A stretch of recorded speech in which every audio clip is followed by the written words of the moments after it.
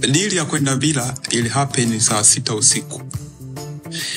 Lakini vikao vilianza asubuhi. Nakumbuka nimeenda mazoezini, ilikuwa ni normal day kabisa. Nimeenda mazoezini. Wakati huo nishawasha sana moto.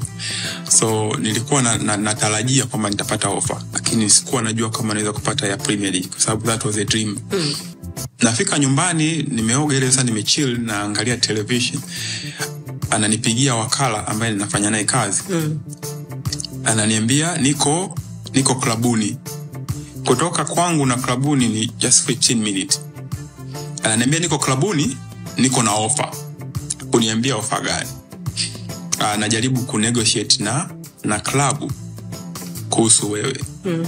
Kwa tunakuhitaji uje hapa kwa ajili ya kupush. Jamaa akaniambia imekuja offer ya Villa.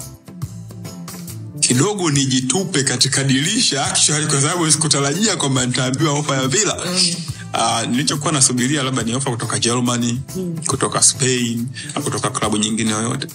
Lakini sikuwa katika mawazo yangu nafikiria kwamba kutakuwa na offer ya Premier League, kwa sababu ni kitu ambacho wakati na saini na mawakala nikamwambia mkileta Premier League yani nyinyi mtakuwa ndo yani nyinyi the best. Yaani kukutana na mtu yoyote zaidi ya nyinyi.